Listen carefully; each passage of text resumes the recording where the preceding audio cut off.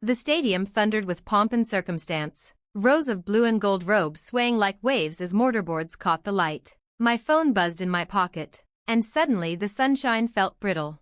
High in the bleachers, I knew my parents were there, watching, if only out of duty. Aaron's words from sophomore year surfaced, uninvited. One day he'll eat his words. I'd laughed then, dismissing it as wishful thinking, but my fingers brushed the folded scrap of paper in my tote, my father's blunt command in thick pen strokes, Madison, be realistic. I'd kept it not as comfort, but as fuel. On stage, Dr. Karen Whitfield's voice boomed through the loudspeakers, reverent against the brass fanfare. I should have been listening. Instead, my gaze found them in the stands, my father, arms crossed like he was enduring a burden, my mother, eyes flicking anywhere but toward me. 5 years ago, I'd carried my first crude prototype into his workshop, resin-stained and brimming with hope. He hadn't even looked at it before waving me off. I'm not storing scrap metal dreams in here, Madison. The phone buzzed again, harder this time. I slid it out, shielding the glare. A text from Robert Clark, short, clinical, merciless. After today, don't expect any help from us. You're on your own. My jaw clenched until my teeth hurt. Cheers dissolved into static in my ears. Erin, seated beside me, caught it instantly. What is it? She whispered. Nothing. She didn't buy it, snatching the phone. Her eyes flared at the message. Today? Really? What a move. I focused on the stage, fingers tracing that old folded note. Erin leaned in again, her voice sharp enough to cut. One day he'll regret that text.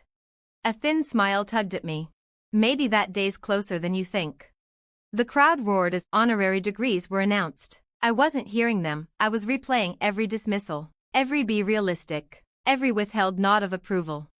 Then another buzz, not from my father this time, from Paige Morales, our COO. Big news, call me when you can. Paige didn't interrupt ceremonies unless something was burning, or about to rewrite the rules. I ducked my head, phone to my ear. Tell me you're not busy, she said, her voice brisk but electric. Define busy, I murmured, eyes on the marching graduates. Series C closed this morning. Horizon Global came in big, 120 million. Valuation, 950. Pre-money. For a moment, the music, the applause, the stadium itself, all of it blurred into silence. Only my pulse remained, thundering in time with the brass. 950 million. Erin's eyes widened, her lips shaping a soundless holy, before she smothered it with a grin far too wicked for the solemn procession around us. Paige wasn't finished. Jonathan Wu wants a word today, if possible.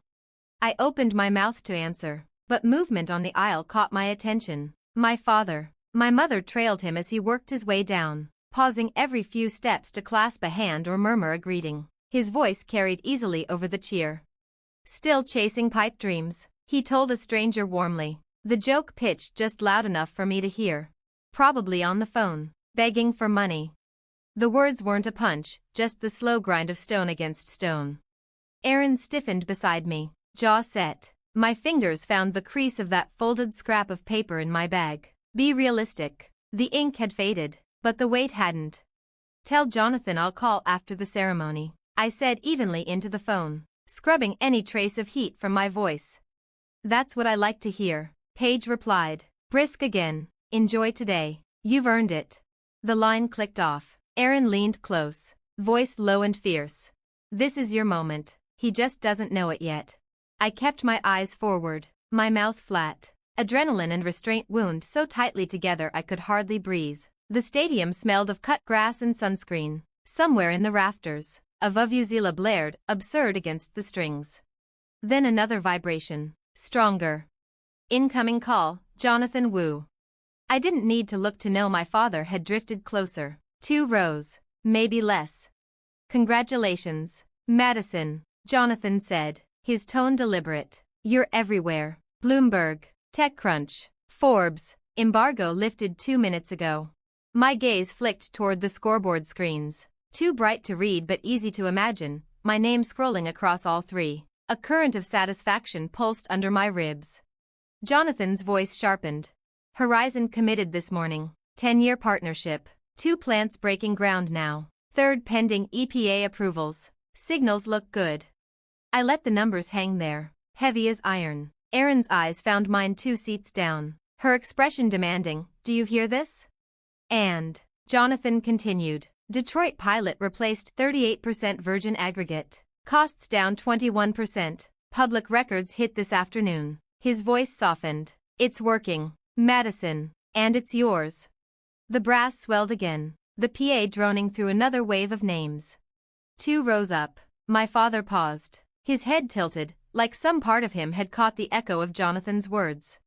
That was the moment I made the rule, one more public jab, and I'd take this call live. No malice. No performance. Just clean truth. Out in the open. His shadow stretched across the row in front of me. Then his voice. Low. Pitched for me alone but sharp enough to cut. End the fantasy. Madison. My thumb hovered over the speaker icon.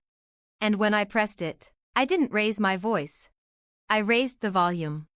The crowd roared in tides, brass surging, cheers folding, then a hush you could feel. I tapped the speaker icon. The chime was a gavel. Erin's hand froze on the armrest. My father's posture stiffened. Jonathan, I said evenly, would you mind if I put you on speaker, for transparency with family? Of course, he replied, unfazed, the confidence of someone who expected to be quoted. He didn't perform, he reported. Ecoforge Solutions closed its Series C this morning, $120 million. Led by Horizon Global. Current valuation, $950 million. Letters of intent with 3 states executed. EPA pilot waivers already logged. We project 1,500 new jobs across 2 manufacturing plants. Air shifted across our section like grass changing direction. Heads turned. Phones lifted. Even the faculty marshal paused mid-step. The muscles in my back loosened, not in triumph, but in relief. The truth, finally laid out like a clean ledger. Jonathan's cadence stayed measured. Audited life cycle assessments show a 72% reduction in emissions versus virgin aggregate. Participating municipalities saved 21% on resurfacing. Numbers, not adjectives. They threaded the space between rows and landed where opinion used to live. Erin didn't look at me. She watched my father. Jonathan's voice carried without strain. Ecoforge isn't just a business. It's a blueprint for communities to thrive without destroying the planet. I let silence do half the work. Then, level as a spirit level, I said a single line beside his. This is what you called scrap metal dreams. My fingers found the familiar creases of the folded note. Paper warmed under skin. Across the aisle, a little boy clapped because everyone else did. That ordinary sweetness kept the moment from hardening. Jonathan continued, gentle and precise. For the record, Horizon paused a legacy asphalt proposal last quarter after Ecoforge's Detroit pilot outperformed expectations. Public record, HZEN 1342. No flourish, just consequence. Murmurs rippled seat to seat, a camera lens focused, clicked. I saw the exact instant my father understood the circumference of what he had dismissed, the color draining from the same mouth that once barked instructions on job sites, now searching for footing in new terrain. Applause started at the edges, tentative, then gathering momentum. The marshal caught my eye and gave a small nod, the kind a professor offers when a student finally solves the theorem on the board. I didn't smile. I kept breathing. All morning I'd carried the metallic taste of being underestimated. Now data rinsed it away. No gloating, no chin tilt. Just the quiet satisfaction of a load shifting to the beam built to bear it. The band softened. Sky-washed light spilled across a sea of mortarboards like water over slate. I thought about the workers who would clock into those plants. The procurement officers signing for materials that cost less and harmed less. The streets that would hold August heat without crumbling to gravel. Small changes, multiplied. Erin finally glanced at me, not to celebrate, just to seal the moment. I nodded once. She turned her gaze back to my father. He stood still, as if motion might shatter something delicate. My mother's hand found his wrist. Her thumb traced 2 small arcs, a private metronome. Jonathan, I said, thank you. My voice surprised me with its steadiness. Congratulations, Madison, he said, We'll see you soon. The line stayed open. Crowd noise sifted through like wind in reeds. I didn't feel it. I didn't apologize. Nearby cameras blinked. I had raised the volume. The rest could arrive in its own time. Robert. His name.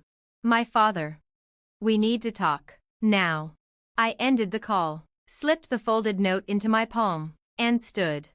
We stepped out of the noise and into the shade. 3 people carrying years of words unsaid. The air beneath the oak was cooler, calmer. The crowd's roar now a distant shimmer. Leaves whispered overhead, shadows shifting across the grass. My fingers tightened around the note, its creases pressed into my palm. Robert didn't circle the point. I was wrong, he said, voice low and uneven, not just a little, completely. I let the silence stretch before answering. Wrong about what, exactly? His gaze didn't waver. About you, about your work. I didn't just doubt you, I told people you were wasting your life. I thought I was protecting you from disappointment, all I did was feed it. The old sting rose, but I didn't let it spill. EcoForge's Detroit pilot, I said carefully, outperformed your proposal. It also kept a paving contractor from laying off his crew this spring. The same contractor you partnered with. He never knew I was your daughter. Linda's eyes widened, moisture catching the light. You saved his company? Not for him, I said, shaking my head. For the workers, for the families who depend on those jobs. Robert's shoulders sagged, as if something unhooked at last. I'm ashamed, he admitted, and proud, both at once. I don't know how that works, but it's true. I handed him the note. In the green-filtered light, his hands looked older as he unfolded it. The ink was still sharp, be realistic. He looked at it a long moment, then folded it again and placed it back in my palm. Keep it, he said quietly. It's part of your story now. I slipped it into my bag, feeling its weight shift. No longer an anchor. A marker. I never needed saving, I said, steady, but somehow I ended up saving you. He didn't argue. His mouth tightened into something between a smile and surrender. Linda's hand rested on his arm, grounding him. A vibration cut through the stillness. I pulled out my phone. An email from the White House Office of Science and Technology Policy. Invitation to join the National Sustainable Infrastructure Advisory Council. Another buzz. Aaron's text. Game's not over. Above us, the leaves shifted again, scattering sunlight in broken patterns, as if the day itself was already turning the page. If you've walked with me from the roar of the stadium to the hush beneath the oak, you know what it costs to stand your ground without raising your voice. Now I'd love to hear from you. Did I handle it right? Did letting the truth speak for itself resonate with you? Share your own stories of proving someone wrong with action, not argument. And remember, the note that once tried to limit you can become the proof of how far you've come, if you just keep going. Subscribe for more true story twists.